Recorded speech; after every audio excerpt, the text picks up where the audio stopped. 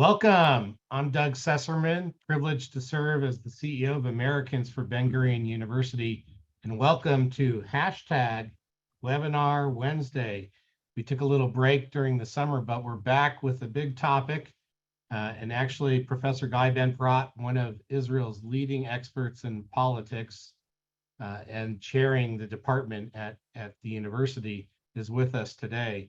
This is one of our most popular webinars ever. We had over 300 registrants, Guy, and this is the fourth time you've been with us to talk about the fifth election in 4 years.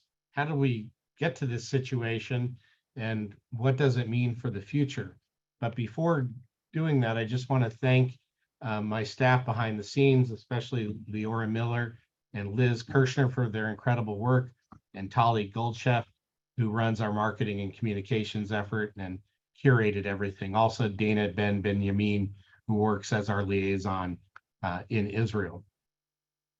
Also, for the audience, if you haven't gotten enough from this webinar, we're going to have another great one coming up on November the 9th, Building a Bright Future for Israel's Youth, featuring Dr. Shahar Abramovich, who is the director of the Huzadman Science Center for Youth at the university, which is an incredible program. Guy really doesn't need much of an introduction because people know him well, but I'm going to give a little background on his bio, and then we'll just get into the discussion. The webinar is called for 30 minutes. And also to the audience, I know most of you have been with us before, but if you're new, if you want to ask a question, just click on the Q&A function, and I'll do my best to feed those questions to Guy. We want this webinar to be as interactive as possible. So with us today is Professor Guy Ben-Porat, who, as I mentioned, chairs the Department of Politics and Government at Ben-Gurion University of the Negev. His expertise is in comparative politics and public policy.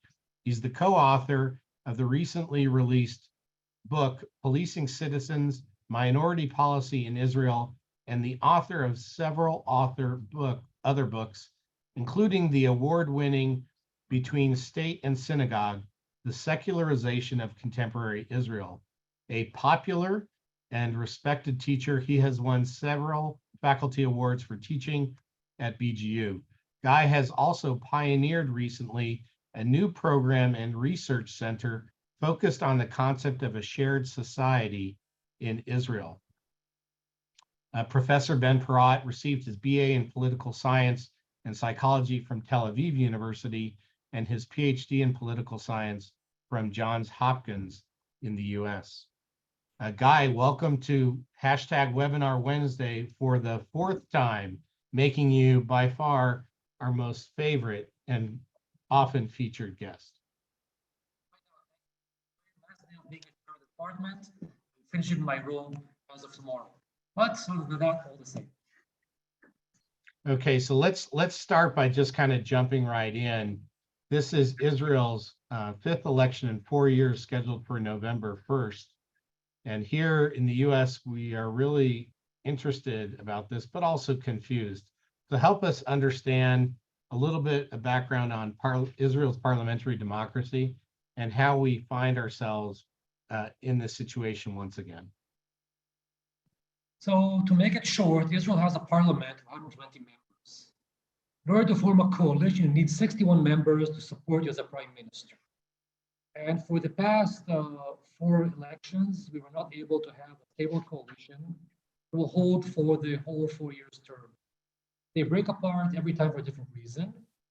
And we could say that at the moment, the big question of whether Netanyahu will be able to gather 61 supporters from different parties, or whether his opponents will be able to do the opposite. That will determine who will be the next prime minister of Israel. So the magic number is 61 members of Knesset. We have about between 10 to 15 parties. We're not sure yet. I mean, this can change before the elections. And so we have a big numbers game and many games between parties of building a coalition. All right, thank you. That opening comment made me think of some questions, but I also want to first thank our co-sponsors and partner organizations, Congregation B'nai B'rith, Santa Barbara, California, Israel Bonds out of the Southwest region, the Aaron Family JCC of Dallas, Temple Solel in Paradise Valley, Arizona, outside of Phoenix, Aspen Jewish Congregation, the Oshman Family JCC of Palo Alto, and the Z3 Project, Zionism 3.0.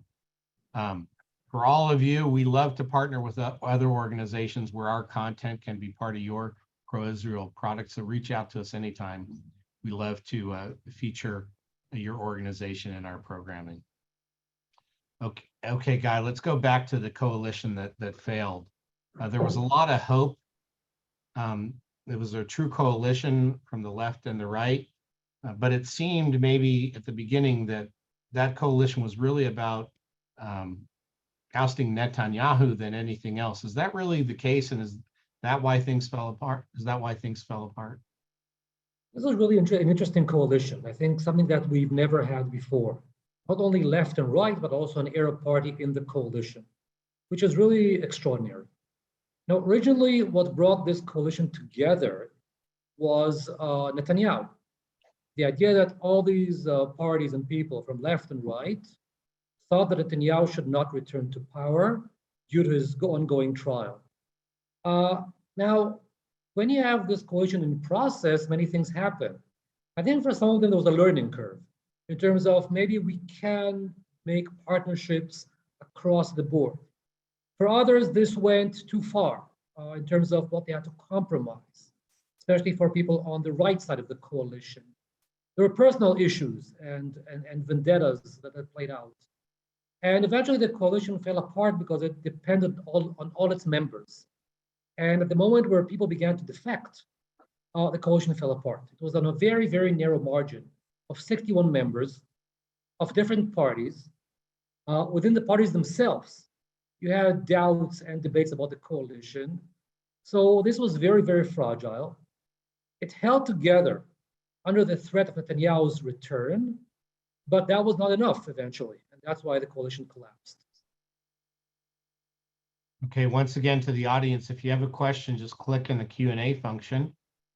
Our first question's coming in actually from somebody you know well, Guy.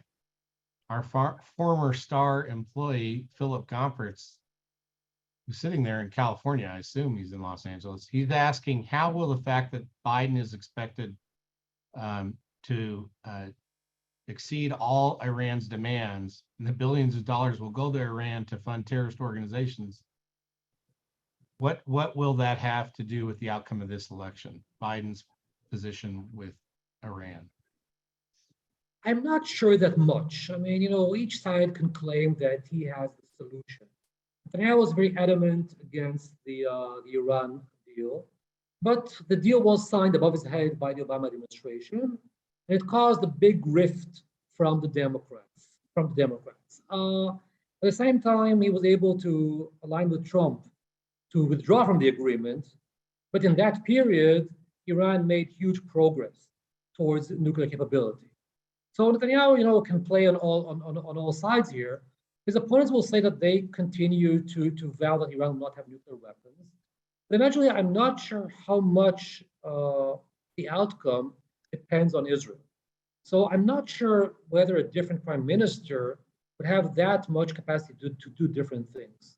So it does play a role. Netanyahu will try and present himself as the elder statesman who was able to do things others are not.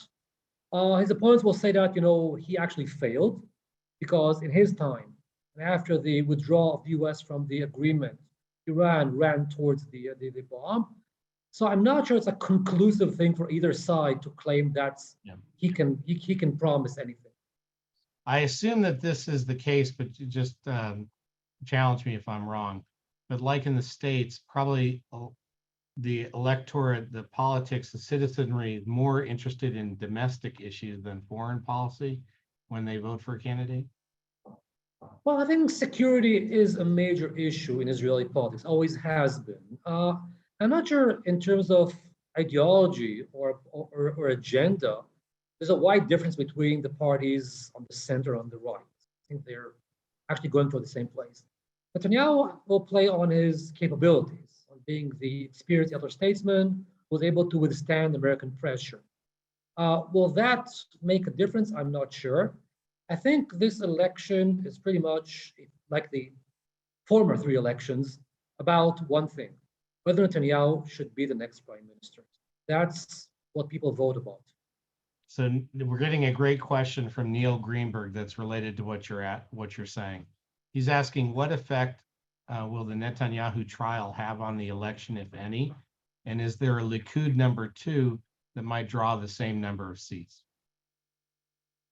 It has a huge effect in terms that the alignments, I think it's very much like you would think about Trump in the US. So it's not about the facts, it's about how you interpret the facts. For Netanyahu's supporters, the trial is a sham. He's accused for no reason. He's been hunted down by the media, by the courts, by the elites or whatever. For Netanyahu's opponents, that was a slip there. It's the opposite. Netanyahu is facing a trial for corruption, and that's why he should not be prime minister. So I think it's totally about interpretations, not so much about facts. The trial goes on, will go on. It's a lengthy process. There is a concern or a worry among Netanyahu's opponents that if he reaches the prime ministership, he will use his power to annul the trial. Is there a #2 to Netanyahu? At the moment, there is no #2, but there's never a vacuum. The voids are always filled. People who aspire to be Netanyahu's successor, though they will be reluctant to say that because saying it now will put them as someone that goes against what the party is in favor of. But if Netanyahu resigns, one could assume that this will be filled by someone who initially will not probably be as successful as Netanyahu is. Now, this is something we were talking about earlier. Bob Hornstein's asking, why hasn't there been more concern about Netanyahu's facilitation of a merger between the religious Zionist party and Otzma Yehudit? And maybe explain the yes. So there is a merger now between the religious right party, who is quite extreme, and the more extreme party, which is basically a party of the descendants of Rabbi Kahan, which in earlier years used to be a complete pariah. I mean, nobody would sit with them in any coalition. When Kahana gave speeches in the Knesset, they did not sit to hear the speech, so he was fully an outcast. So Netanyahu these days is forging a coalition between the Kahana supporters and the right-wing Jewish party, which is quite extraordinary. The reason he does that is because he's afraid that if they run separately, one of them might not pass the threshold and lose votes for the right. So you can interpret that Netanyahu perceives this party as a legitimate member of his new coalition. He would say that, under these circumstances, what do you want? Under these circumstances, that's the best I can do. I mean, what choice do I have? But people would say he definitely crossed the line. Karen Hardoon is asking, what are the Israeli Arab voters going to do? It's a great question. I think in the last coalition, we saw a new Arab party, which was something very new. The party led by Mansour Abbas, Ra'am, has declared that it's going to concentrate on internal Arab affairs. That is, we are not going to be bothered with the Palestinian question, with foreign policy, or with security. We're entering the coalition in order to improve the lives of Arab citizens, their economy, their safety, their livelihood, their education. That's what's on our agenda. And even Netanyahu initially saw him as a potential partner before he joined the other coalition. And Abbas was what many Israelis dreamed about. I mean, rightly or wrongly, that here you can have an Arab party who will actually play the game of internal politics and not join with people across the border for various reasons. So the Abbas party, and Abbas spoke in a very different tone. Now you could say this is on the right, on the Israeli right, it was criticized as being non-genuine, as actually talking the talk but aiming for something totally different, being an extremist in sheep clothes. On the left hand, he was actually criticized for neglecting the Palestinian question, that Israeli Arab citizens cannot divorce themselves of the Palestinian question as part of their identity. So this party was in the coalition. It was able to secure some gains in terms of votes, but the coalition collapsed. And now the Arab citizens, there is a big possibility that they will not vote in large numbers. Disappointing for all the parties, lots of divisions, and maybe a feeling that here we had a party that offered the Jewish majority a partnership, and the Jewish majority declined. So what's the point of playing the game of elections if even a moderate party like Mansour Abbas is being criticized and being vilified as an enemy? So that's, I think, a concern for Israeli democracies.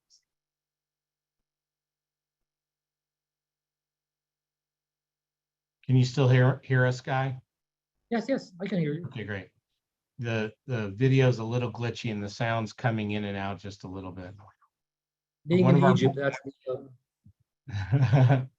you're hot. It's 7 p.m. in Israel, and we just appreciate that you're here. 7:20.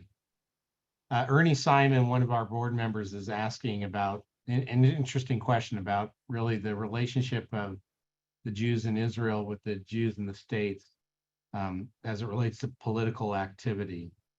Could you just comment on maybe how the population of Israel feels about the population in the States being very active in lobbying efforts or funding candidates in the US based on their policies toward Israel?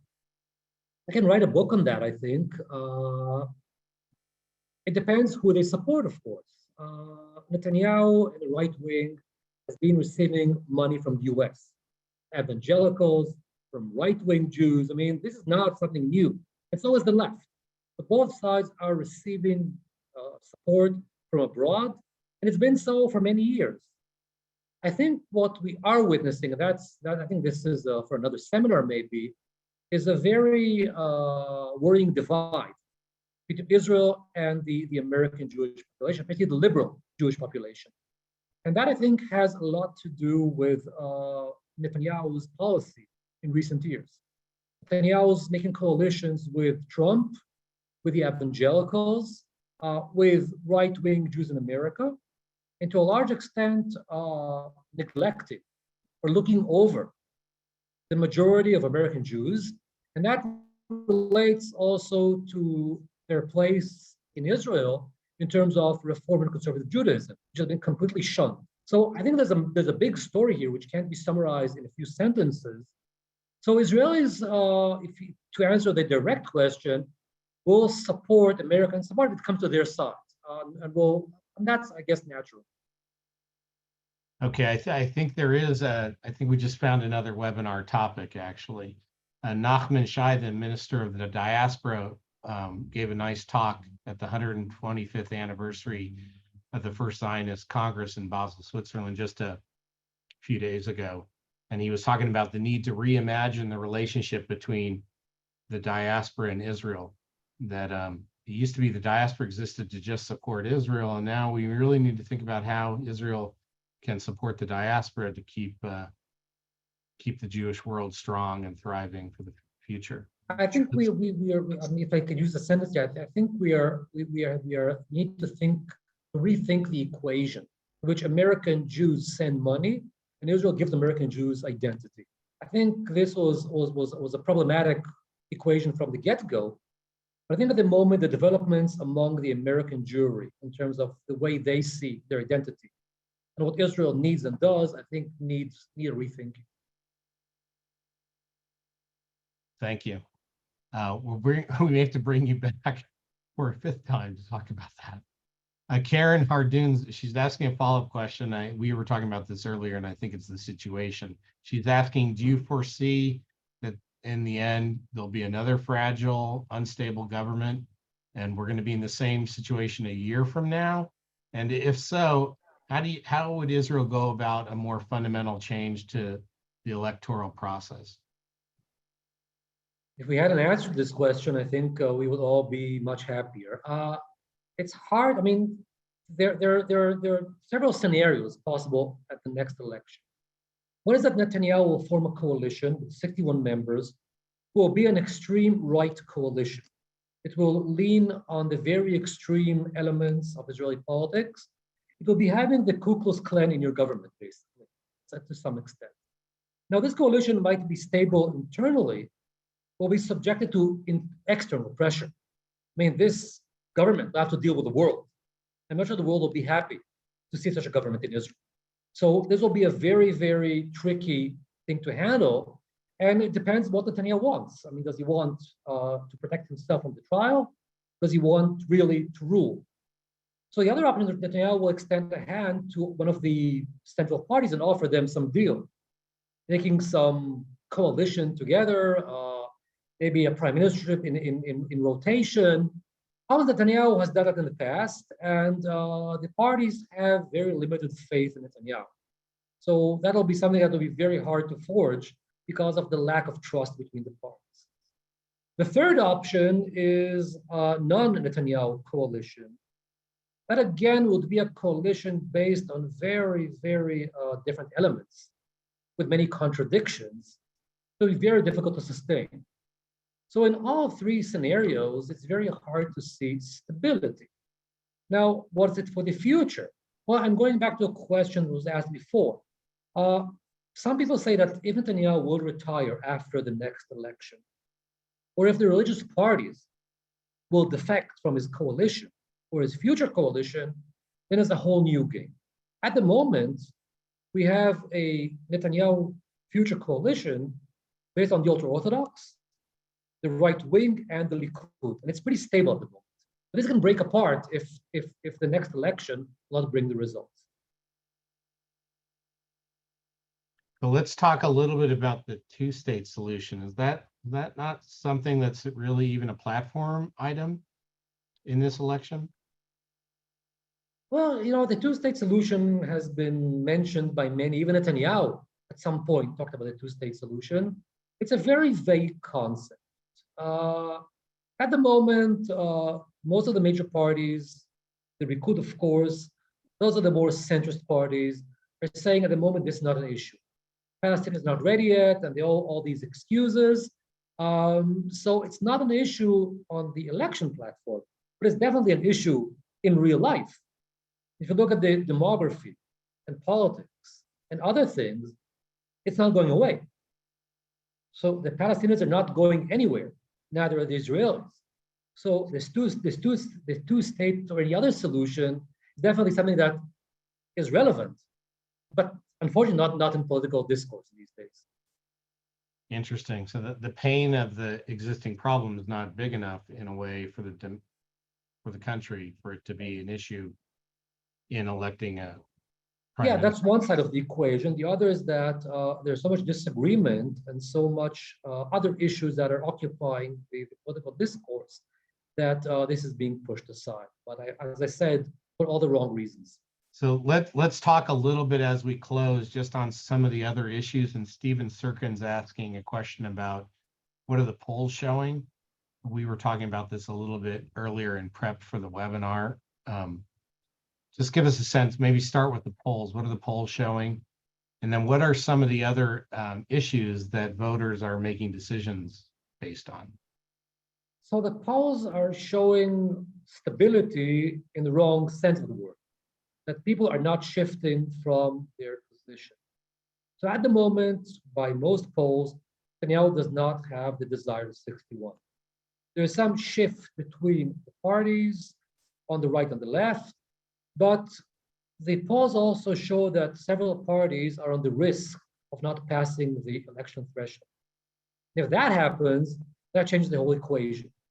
At the moment, it's very hard to determine for the polls what's going to happen. I told you before in our pre-talk that there is very little enthusiasm among Israeli people, not only among Arabs, also among Jewish people, that we're going to this election, and optimism that we're going to see a different result is very, very small, and I guess for good reason.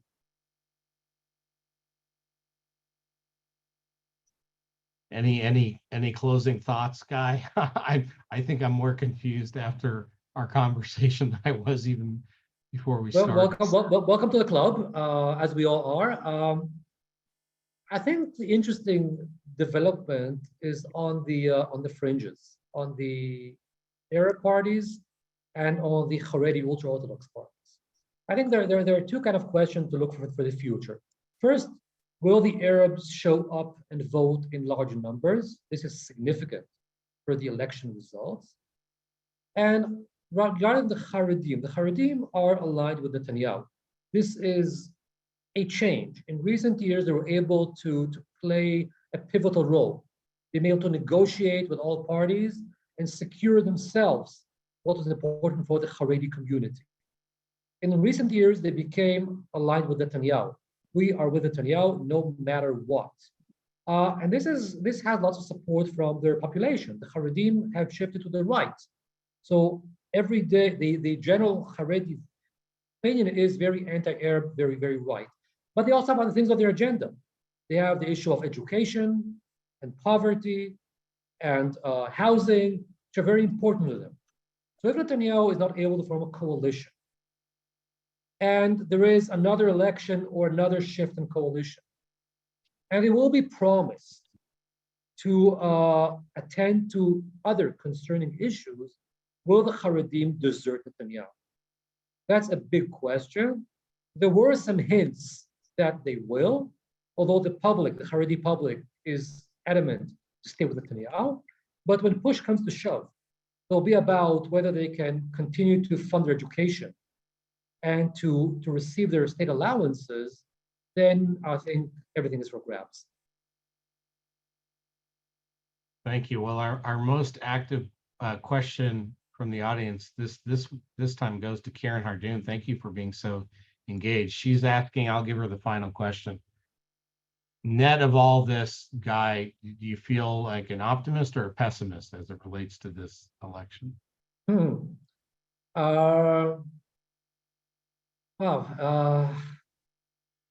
Good question. I think, living in Israel, raising your daughters in Israel, and, putting your life there has to be some level of optimism. I'm pessimist in the short term. I think that we're heading for hard times. I think we will need to fight. I mean, those of us who believe in equal rights and liberal Israel are looking for a fight, and I think it's going to be a struggle. But pessimism is not a working plan. So I don't think there's any other way than optimism. So I think we're not going to win in the short term, and I think we're heading for a few disappointments. But I'm trying to keep my optimism as much as I can. A pragmatic optimist. Yeah, naive, very pragmatic. Ben-Gurion-esque, very Ben-Gurion-esque. Yes. Excellent. Okay, so this is our half an hour. I'm going to just wrap things up. We're coming up on the Jewish New Year, so we have a new election following the Jewish New Year. And the good thing is we get an opportunity to really start all over again. If we find ourselves with interesting election results, hopefully you'll join us again to explain what just happened and where it might go. As I mentioned at the beginning of the program, please, to the audience, come join us. We've got some great things coming up. The next webinar on November the 9th. We also have our annual meeting events in New York City. The first time we're going to be live in over 2.5 years, the September 18th through the 20th in New York City. And if you'd like to get involved with us, please do so. We love to partner with organizations all over the country. And you can actually click on that QR code and learn about how to support our work if you're so interested.